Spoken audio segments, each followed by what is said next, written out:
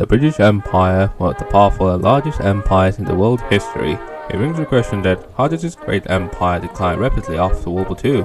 In general opinion, especially foreign history textbooks, it stipulates that it was declined due to the financial debt of World War II, but it was not the ultimate reason. Surely initially it was one of the reasons, but it's more complicated than that. For example, for India's case, British colonial possession in India was already in decline in the 1930s by Gandhi's peaceful protests and many other independence activities.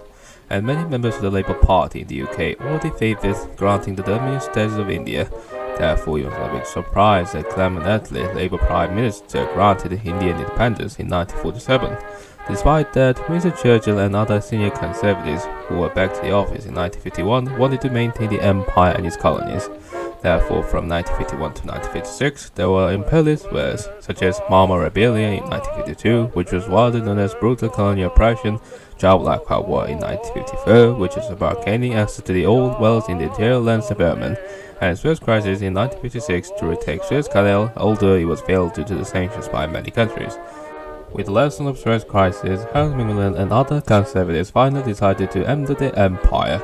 His Cape Town speech, also known as the Wind of Change speech, is a great example, which is about the independence movement of the British colonies in the 1960s. They decided to promote the Commonwealth of Nations rather than the empire, and Harold Wilson, the Prime Minister, was elected in 1964, carried on further decolonization.